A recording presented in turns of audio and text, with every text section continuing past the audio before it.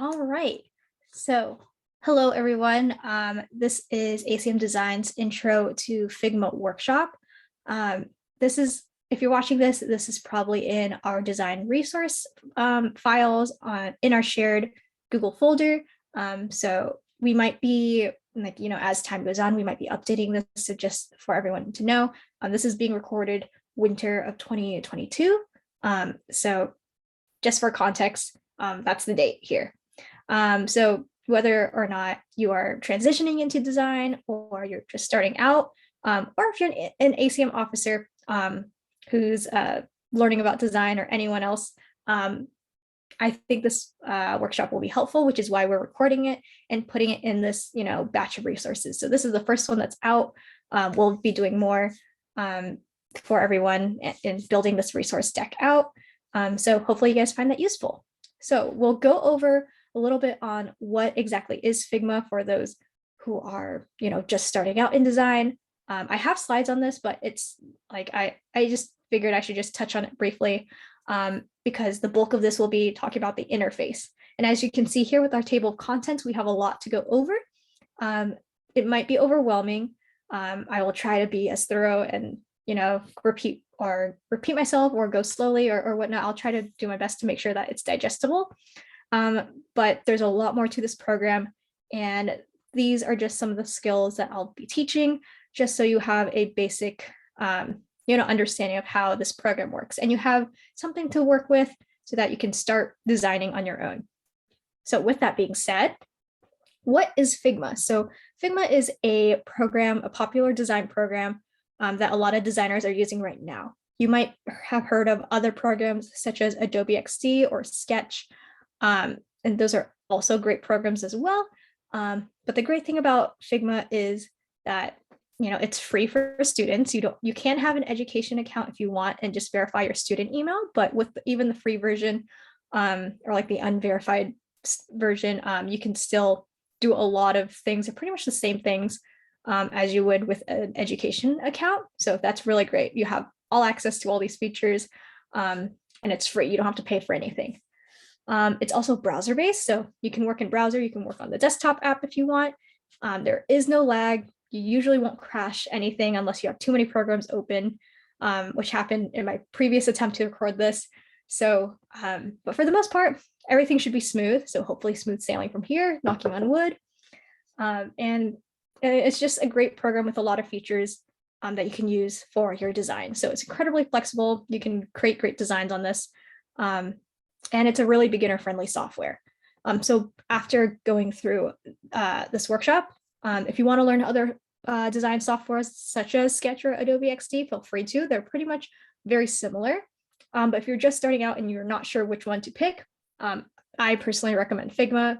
I think it's pretty beginner-friendly, and it's pretty intuitive as well. So let's get started. We're going to be talking about the interface, and then we'll dive into like tools and features and like the actual skills that you can start using on this software or on this platform. I'll be taking breaks to drink water just so my voice doesn't give out. So please bear with me on that. So with that being said, water break first. And then we'll dive straight into the interface. So this gray space right here is your workspace. It's pretty much like a grid, but you don't really see the grid. Otherwise, it's distracting, but it's pretty much a grid of space that you can work with and build your prototypes or your mockups or your graphic designs on. So that's just this huge gray area here. The left side pretty much lists out all your components or everything that you're building or you're using. So here you can see that I have a group here. And if I click into it, there's a frame and other elements in it that can be collapsible. So if it's too distracting, or if you have a lot of elements, you can just collapse it all and just see the main thing, which is a group. I have a couple images up top that I'll be using later on for making or for masks and recoloring. So stay tuned for that. Pages here. So if you think of like a Google Sheet or an Excel sheet where it's like the same file, but you have like separate, you can make separate sheets like sheet 1, sheet 2, sheet 3 to separate different, I guess, like data, groups of data or whatnot. Same kind of idea here where you can create multiple pages using this plus icon to separate your work. So as a designer, I might do like a brainstorm, then low fidelity, high fidelity, prototype, all that stuff, maybe like a sandbox for, some random things. So here I just have a couple pages separating some previous work out, but I'm using just, this one called Workshop Whiteboard that I labeled. So that's in the Layers tab. The Assets tab has components, if you wish, or a bunch of libraries. So for ACM, we have a library of, like in our account, we have a library of like our branding components and our branding assets that you can pull from if you're an ACM officer. But if you are, like a general user of design, there's a lot of different libraries that you can import and start using, and you just add it here. So that's pretty much on the left side. The right side has 3 different tabs that are for different things. So in the design tab, you have all of these elements that you can use to design a certain like element or component or whatever or whatnot. So to better showcase that, I'm just going to go down here and make like a square or a rectangle. And on the design tab, you can see that I can change the placement. So this, like if you think about like this gray area as being a grid, here's like the current placement of this box on that grid. I can also change the width and height by either typing in a value. I can also do basic math, which is really cool. Like I can add 10 and it will automatically change, or I can click and drag to change the width or height or whatnot. This is changing the rotation. And this is changing the corner radius. So just so you can better see, I'm just going to create or input like a large number, and you can see, ooh, nice rounded corners. If you want to only round some corners, you can click this icon here and it will show you all the corners separately that you can input, separate values. So if I want like 0, 0, and make kind of like a, a square bottom, and or like a kind of looks like a post-it tab or like a bookmark tab or whatnot. So something like that you can do. Close that out. Layers are a bit easier to see with images. So you won't really see anything, any changes, only a few like coloring changes to make like see it's completely gone or white, or you can darken it. But it's a lot easier to see with an image. But we'll just leave it at that. These are just options for you to edit like the actual element or component itself. So I would suggest play around with it. If you copy in an image, it'll be better, or it'll be easier to see all the differences between these options. You can change the color here, change the hex value, whatnot. You can also change the type of like the coloring.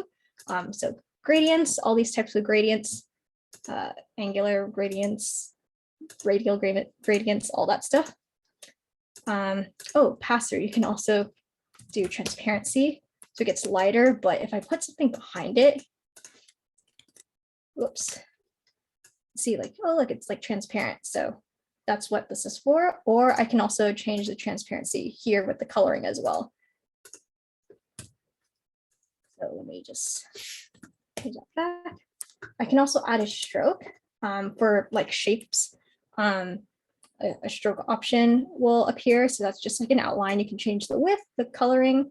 I can add an effect like a drop shadow or blurs, and I can click on this icon to further edit like these special effects. So I can change, like maybe the sun's hitting this way. I can blur it a bit. Maybe this is like a piece of glass or whatnot. So I want it to be like a reddish, maybe like a dark reddish, there we go, type of shadow. I don't know, something like that.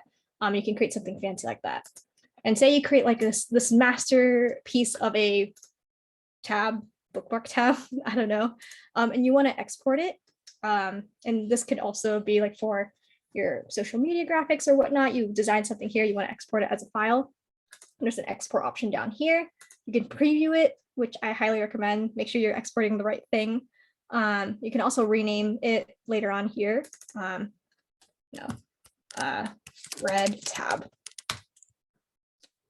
I can rename it here, just double click rename.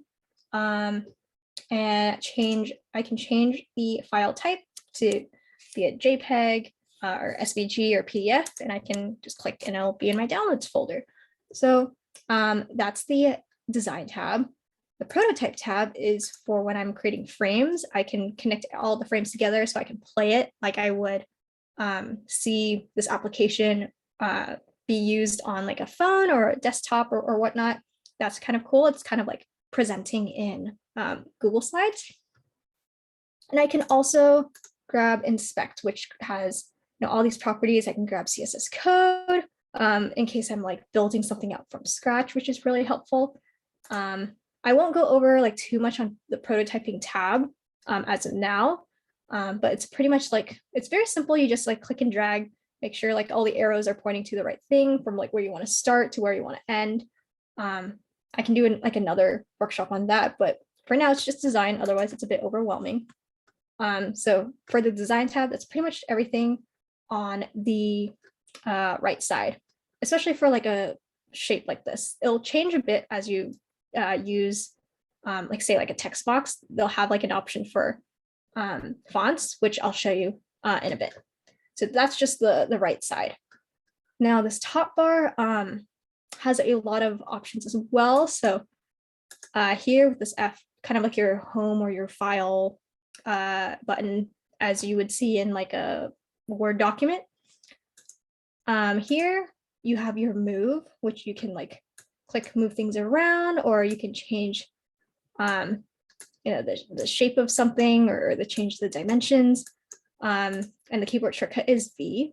But if you want to scale something, so you notice here, like I click, I want to change the height, I have to go here with like the vertical arrow, or if I want to change the width, I have the horizontal arrow. But if I want to like scale it, then I have the diagonal arrow. But if I just want to scale and I don't want to risk changing any other dimensions, I can just press K and it will scale no matter like what type of arrow I have, or wherever I click and drag, it'll all scale the same. So that's pretty neat.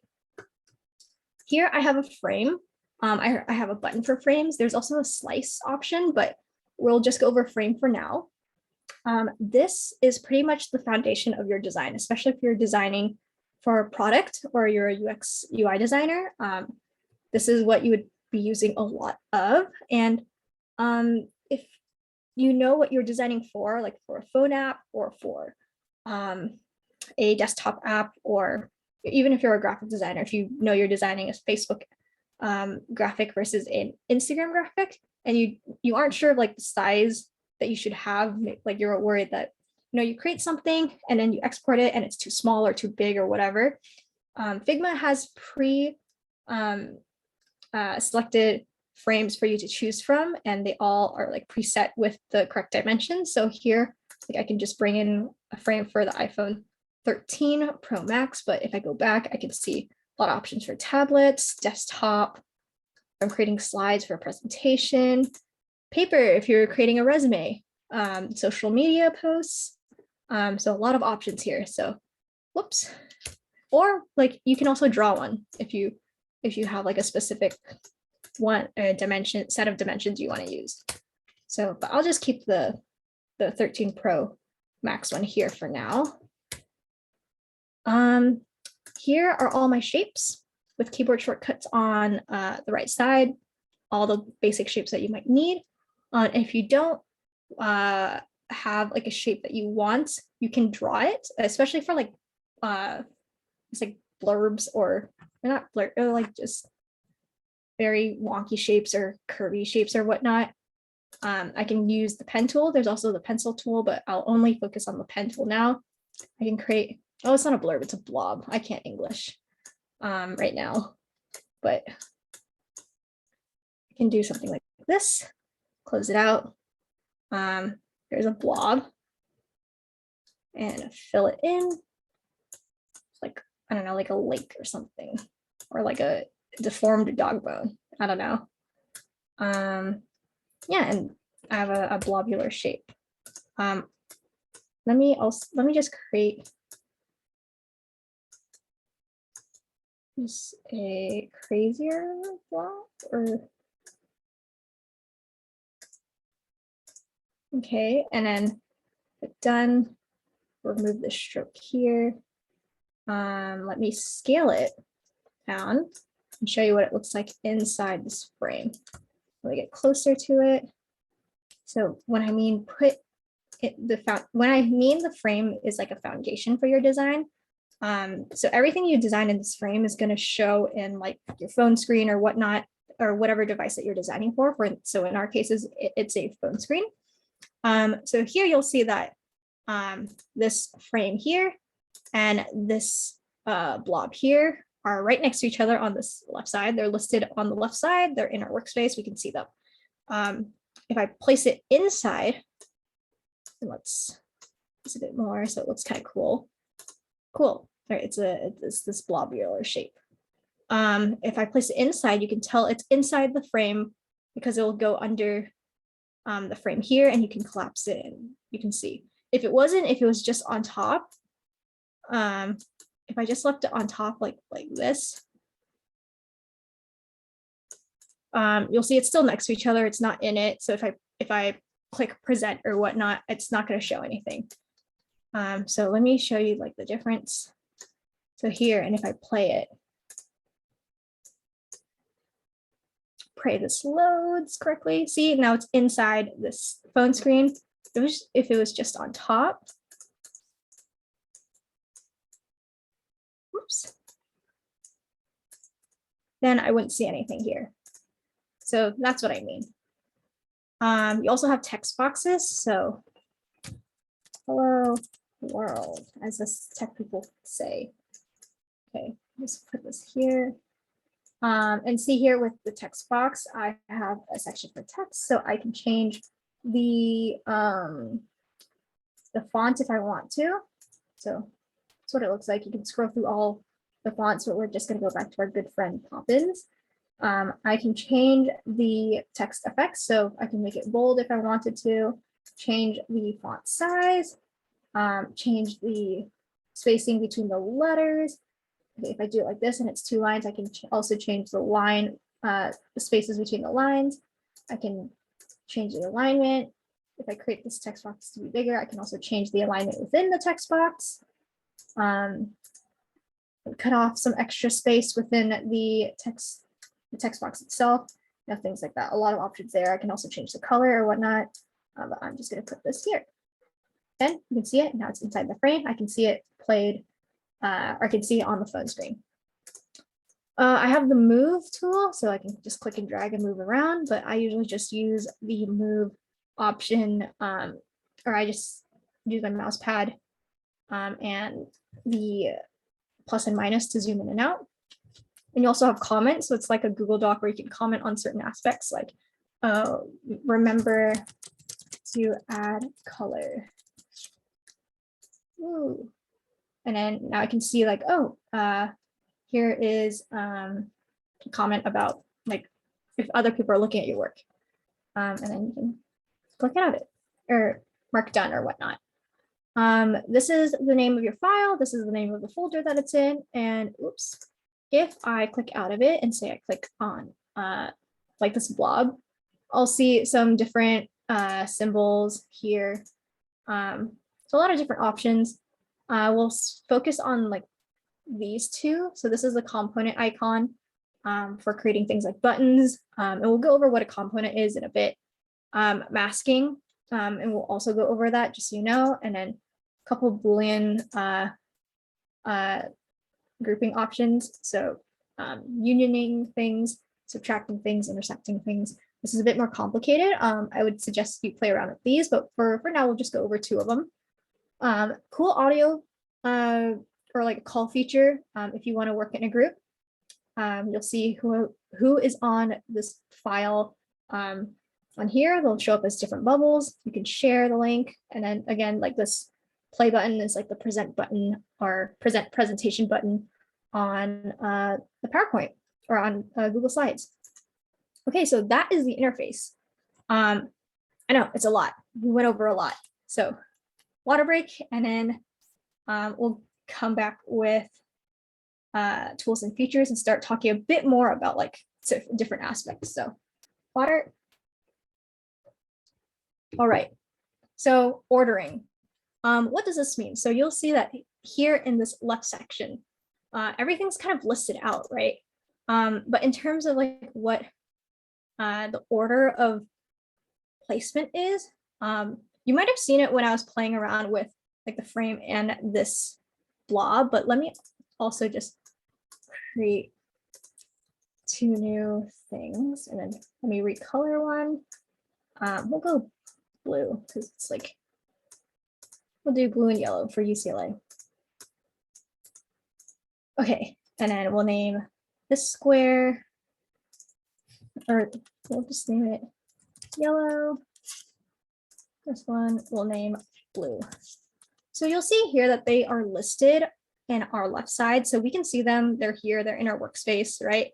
But the order does matter, especially if you're layering things and you're designing like backgrounds and foregrounds and all that stuff, or you're designing on a specific windows or banners or whatever that you want on top of each other.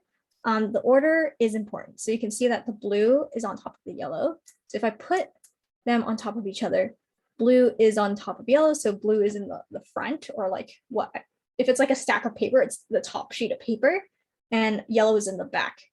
I can change this by right clicking, and there's move, bring to the back, or send to the back, bring to the front, with keyboard shortcuts as well. But if you want to move it like all the way to the back, it's just Control Shift, is it? Yes, Control Shift, and then the bracket. And that's on Windows. On Mac, I believe it's Command Shift. So again, if I want to bring to the back, it's this, I guess like left, is it left bracket, right bracket to bring to the front. So this is in the front right now. I want to send it to the back. So, or all the way to the back. So Control Shift, left bracket. And if I want to bring it back to the front, Control Shift, right bracket. Left bracket to go back, right bracket to go front. I think I said that right, but it'll be like muscle memory. You'll recognize it. And if it's just like just two elements like this, you can just use the brackets instead. But if there's like multiple elements, you want to send it all the way to the back, Control Shift, and then the bracket is what you would use. So that is what front and back means in terms of the order. Lock. Okay, so if I am designing, say like this frame, and maybe, let me just make this, it's like a darker gray. I'll put this in. Maybe this is like a nav bar, right? Or like a header of some sort. And I know I want this to be like maybe this size, this placement, this is fine. This is where I want this bar to be. And I don't want to do anything to move it. Like I don't want to accidentally click on it. I can still click on it and move it around. What if I'm designing and I don't want to have to deal with accidentally moving it? Like I want this right here. I don't want it to move. What you can do, see, is this is highlighted since I selected it. And when I hover over like the tab or the highlighted section on the left here, I can see two icons. So one icon is a lock icon. And what that does is if I click it, it locks this in place. So no matter what I do, like see, I can, or actually this might be better. See, vector, this blob, I lock that. So if I am working or editing this text, or if I'm adding more things on or into this frame, no matter what I do, I'm clicking, I'm dragging. See, I can only drag this. I won't accidentally click any of this. This is all set. And I can just move this around, just edit this here. That's kind of about where I had it, but like nothing I do, I can't move any of this. And if I want to make it movable again, I just unlock it, and then I can select it now and I can move it around. But this is especially helpful when you're working on things like backgrounds, or like you're placing elements on top of each other and you don't want anything to move or accidentally move around. Instead of like accidentally doing it and pressing Control Z all the time, you can lock it in place. You also have this eye icon. So this is essentially removing its visibility. So it's still there. You can see the outline is still there, but you can't see it. And this is helpful for like if you're working in layers. So like, what if I built this out already? So like the design I have right now, and maybe I want to change. I don't know. I want to change this background or this blob. I want to maybe a different blob looks better. I don't know. What I can do is like I already know that I want hello world right here, and I can just, well, one, I can lock it so I don't move it, and two, I can take out close the visibility so that I can work with this blob and maybe adjust it or edit it or do some or change it in some manner without touching hello world. And I can also see what I'm working with, like the hello world, the text box. It's not blocking my vision. It's not distracting me. Like it's kind of like out of the way. It's still there, but it's out of the way. And I can work on this background. So this is kind of like working in layers, but working backwards if you want to change something. So that's a nice feature to have.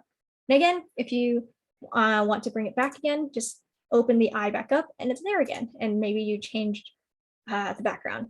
So that's what these icons are for. All right, cool. And that covers visibility as well. There is something called auto alignment. So you'll notice that as you're moving like certain elements in a frame, you'll see that they automatically have like these red lines, and that just it auto aligns your component or your element or whatever to honestly like whatever you're trying to compare it to. So in this case, like I can, if I want to put it in the middle of this frame, I can see it's in this line, or if I want to put it directly in the center, so it lines right there. So this would be in the exact center of this frame. Or I can also align it right under this text box right here. That works as well. Or I can do it in the middle of this text box. Just find it. So where, okay, so it's about here. So there, it's in the middle of this text box. So it's really great. Also, like I can put it to the edge of the frame here in case like you can go beyond it like this, but you want, if you're just aligning it on the sides of the frames, it will auto align that for you and snap it in. One cool thing about aligning things or not aligning things, or like I guess one good thing about this feature is like if you are using it to maybe like adjust backgrounds. So like say with this blob, right, you can see that it goes beyond the borders of the frames. If I wanted it to say be just within the boundaries of the frame, I can adjust the length or the length and the width of this to fit the frame like this, and it'll just snap in place, right? It's this boundary, like it'll auto align to the side. But because I have it like beyond, like this squiggle thing beyond the boundaries of the frame, like I can't see it. Like it's, if I play it, it's going to be cut off right here. What's really cool is like if you want to show, it's like sometimes you might see it like this, or like see, let me make this bigger, where everything's like beyond the boundaries of the frame. And this is because your frame, you didn't clip the content. So it's just like putting everything like right there, like it's in the frame, but it's just showing you like everything, or like the whole component, or like the whole element itself. If you want to know like what exactly is just going to be shown in the frame, you can select the frame and clip content here. So just a cool feature to note in terms of like, okay, what am I seeing if something extends beyond the frame? What exactly am I going to see when I play it? And one other feature, or another checkbox I want to mention, is something called fixed scrolling.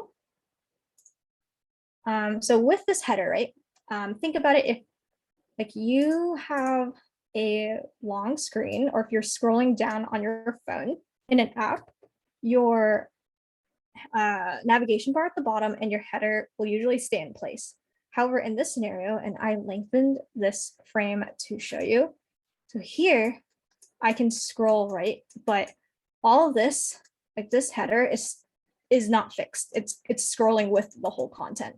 So if I want it to stay in place, I can select it, fix position while scrolling. And now wherever I scroll, it's still going to stay there. So this is helpful when you're designing for products. Just something to note. So really cool feature there. Fixed positioning. Yes, fixed position while scrolling. Look at that. I am on a roll. Grids.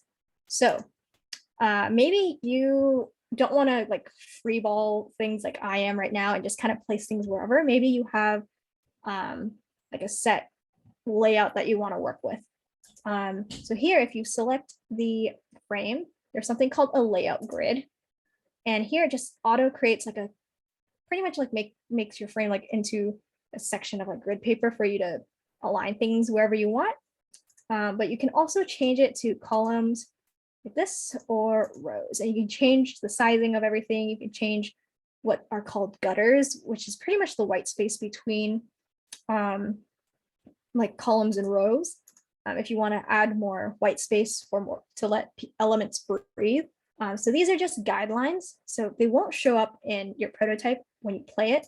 These are just design guidelines for you in case you have like a specific layout or you want things in specific orders, or you want like sections to be like, you know, the same like distance apart from each other or whatnot. Layout grids are great to use. And that this section only comes up in the frame option. It's not going to come up when you click like a text box or anything. Just the frame. So layout grid again, and you can change it to however. You can even change the color. It doesn't have to be red. It's just defaulted to be red. And if you set something, so if I set columns, and I'm like, okay, I want to see it, my design without these grids, but I just want to keep the grids there just in case. Again, you have the eye symbol right here. You can just close it out and then reopen it. So that's the layout grids. Auto layout is a bit more confusing, but it's basically like if you have a set of elements that you want a certain distance apart, rather than manually, you know, checking that each one is like 10 pixels apart or whatnot, you can set an auto layout so that it does it for you. So here, let me just work on this side. We'll just make a couple and change these colors just so you know. Make this yellow, this green.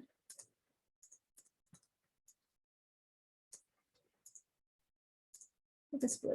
Okay, so what's great about Figma is that the auto alignment also works outside of the frame, where like say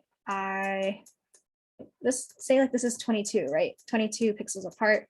I can set everything like these rectangles. I can align them top and bottom, and also in terms of spacing like this. See, I can do this, and they all end up being the same width apart. But the issue is, right, I'm doing all this manually. So if I have like a bunch of these things, and say like on Netflix, you open it and it's like the carousel of movies and TV shows, that's a lot of thumbnails that I would have to do manually. And I just don't want to do that. I want to design other things, and you shouldn't have to do it either. So say these are like out here, you can start with two, select them both, click add auto layout, and it will automatically put it these two elements in a frame. And so you can select how you want it to be laid out. You can be like, you can have it in a column, you can have it in a row. I'll just keep it in a row. So like imagine that carousel feature on Netflix or on Hulu or Disney Plus or whatnot. And I can set it. So right now it's set at 22. It's a weird number. Let's make it 30. There you go. So it's even. So here, this is set. And I have two other, I guess, like thumbnails that I want to add in. So all I have to do is click and drag into this frame, and it automatically does it for me. Click and drag, it automatically does it for me. I can also copy and paste, and it will add another thumbnail for me. And I'll just make this orange. If I forgot one, make one for purple, like that, right? And I can also click, drag it out of the frame, and it will just automatically condense it all. You don't have to redo everything manually. And if I can add it in, I can switch out the order without redoing everything manually and resizing everything and figuring out the layout and spacing and all that. This just does it for me. So this is just a great way for you to kind of work more efficiently. And if I put this in my frame right here, I kind of put it like this, what does that look like here? So right now, I can't move it. I can't scroll through it because it's fixed right now. But you can see it exists beyond the boundaries of the frame. And so it will be cut off here. If I wanted to scroll through it, let me just fix this. Let's see. If I wanted to scroll through it, I would have to close or make the frame smaller like this.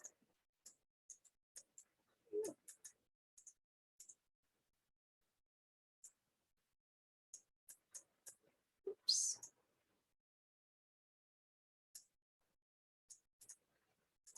Oh, and then prototype, and there's horizontal scrolling. There we go. That's what I was missing.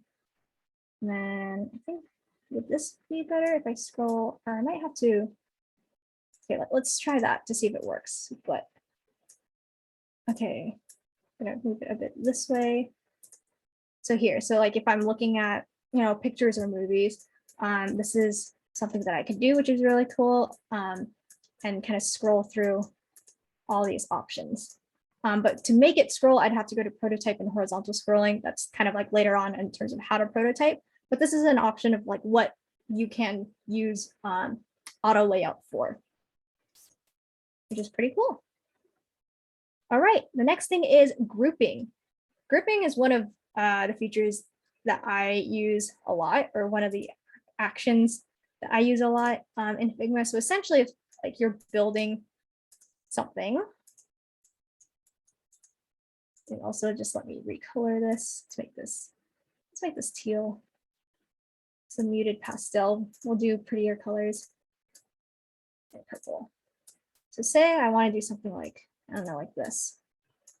And this is I don't know, some decorative element. And then I do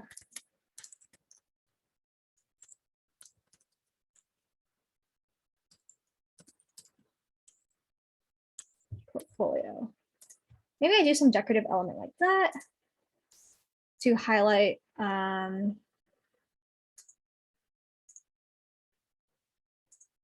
title, maybe. And maybe I decrease this a bit. I don't know, something like that, right?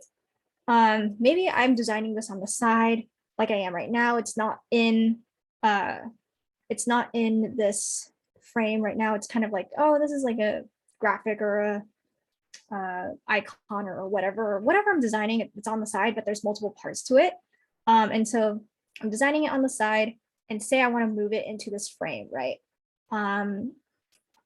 Because it's not, there are 3 separate parts. It's 1 square, 2 square, and a text box. I'd have to move it each into the frame one by one. And I might mess this up. Maybe I like this placing right now, or I actually don't, but maybe something like this, sure. Maybe I want to keep it exactly like this and I don't want to change it. But if I move everything one by one, I might change this placement just slightly. Even if I try my hardest to keep it the same, it probably won't be the same, right? So what I can do is just highlight everything and right click, and there's an option to group selection, or the keyboard shortcut on Windows is Control G, and on Mac, I believe it's Command G. Group it, and it all becomes just one element right here. And then I can scale it. So scale, or K is the keyboard shortcut. Scale it all together. It's not gonna, I don't have to scale it one by one. And then place it in my frame like that. there we go. So this is what grouping does. And I also like to group like, say like this frame, so nothing moves, just in case. If I'm pretty set with this, I'll just group that. It's up to you how you use it, but essentially it's just, you just put a lot of elements together, and you don't have to worry about messing any one of those individual elements up. You can just change everything as a whole, and have it as one element, or treat it as one element. Okay, so we're almost done. I hope I'm not going too fast, but feel free to look back on anything that I have done so far. We only have two things left. And here's our, I guess, like, I don't even know what this app is for, but this is our sample app. So now we're going to talk about masking and recoloring. So that is these two icons here. This is a, or sorry, no, this is this icon here is for a mask. And recoloring, not necessarily like coloring, like recoloring this square into a different color, but recoloring images. So I have two images up here. So masking is basically to explain it, it's like looking out a window. So like you have your whole scenery outside, and then you have like your like square or rectangle window that you're looking through, and it kind of like cuts off that scenery outside, right? Into just to fit what you're seeing through the window. Like anything beyond the window, if you're, unless like you're peeking out the window, but like if you're just looking straight at the window, you're only seeing like that square of like the whole scenery that's outside. So that's pretty much what's going on with a mask. And so how I would use a mask, or like how one example is like, say you are creating like a mock-up of a profile page, or like a low fidelity profile page or a medium profile page. And so you need a common shape would be like a circular photo, but like if you pull photos, right? Photos are usually in squares or rectangles. You don't really save photos in circles, right? So how do you edit photos besides going into Photoshop or going into another program? You can do that on Figma. So here I grabbed Joe or Josie Bruin in like a photo, a square photo here, and I want to change it to a circle. So let me make this large enough. So all I have to do is get, or just make a circle, create a circle. I always forget the order, but it's essentially you place one on top of the other, highlight both, and press the mask button. And obviously it's the other way around. So we are going to press Control Shift and left bracket, or just left bracket since it's just one or just two elements. Highlight both, and you see the circle that indicates like the circle we place behind. That's what's gonna like be your window, or like cut through the like image itself. Press mask, and voila, we have a circular profile photo. And I can also click in it, click within it. So right here on the left, you can see it's a mask group. I can click in it and click the image and move it around in case I don't like the placement. And it's still a circle. I think I like something like that better. There you go. That's how you can mask or create a mask, or I guess like crop an image to a different shape. And you can do this with any other shape as well. It's the same format, just make sure, I guess, the shape is underneath or in the back and the image is on top. You can see that in the order here. So that is how you mask elements. You can do this with other things as well. Like another example is like if you want to create like a background that's like, here, let me just create it really quickly just to show. You want a background of polka dots, but like in a blobular form. Oops.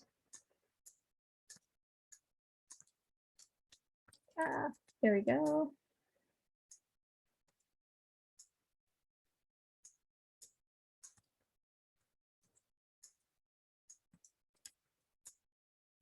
Oops.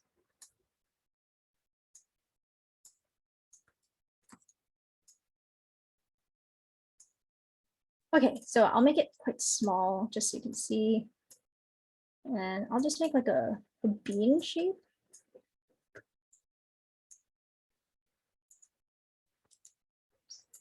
There we go.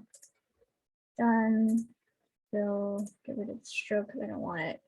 The very janky bean. And then I'll scale it to be smaller so you can see. Whoops. And bring this to the back, and it is. Oh, wait, I need to group all this. So using a bit of our previous techniques, move this to the back. And just so you can better see, let's make these polka dots. Let's make it like ACM design orange-ish. There we go. So, okay, so you can see that this is a bunch of polka dots that I want for like a background or whatnot, but I want it into like a blobular shape to be, I don't know, different and be cool and fun and quirky. Polka dots are on top of, placed on top of the blob. Highlight both, mask it, and now here I can just group the whole thing so I don't move anything around. I think this is cool, and then I like this placement or whatnot. And there you go. I have it all in like, have this pattern cut out and like this blob shape to use.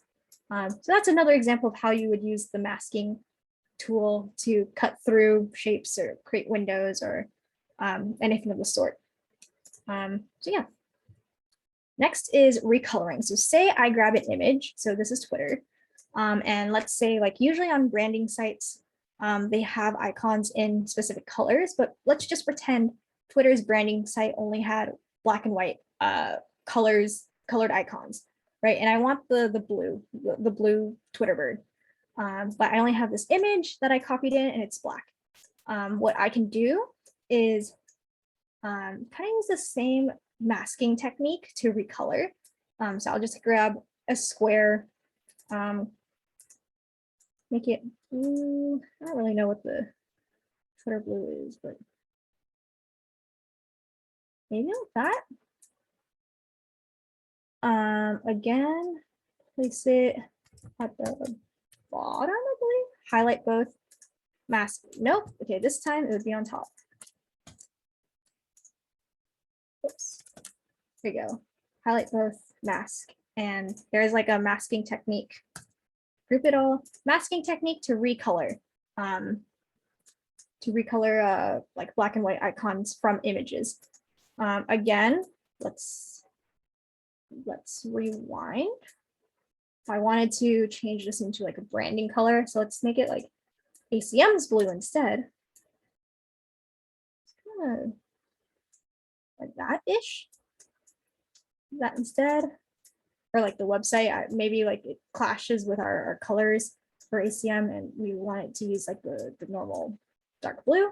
Mask on top, or place the rectangle on top, mask it over, and there we go. We recolored an image. The only issue is that Figma is not like Photoshop where you can go in and like recolor everything. You kind of have to just use solid colors like this, or you can use gradients. Just select the linear option and play around on like the rectangle when you recolor things. Whoops. There we go, something like that, kind of pretty. You can do that as well, but nothing like too complicated. Like you can't color in the beaks and stuff. That would just take a lot more work. For that, I would just suggest migrating to Illustrator or Photoshop. But for a simple recoloring, you can just use the masking feature to recolor just simple shapes like this and just do simple recoloring. That's the masking component, and then or the masking action. And now for components, this is efficient to have when you are creating multiple elements, or like the same elements but like multiple times. So something like buttons, if you're constantly creating like an enter button, you can just create one, and you can copy and paste them all, but here's the difference with components, right? So let me just create a button. I'll just migrate to the side here. create a button really quickly. Really around the corners, button shape. Let's make it a pink button. And do submit. Typical button you would usually see.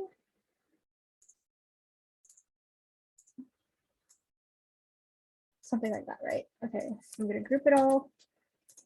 There, so this is one button.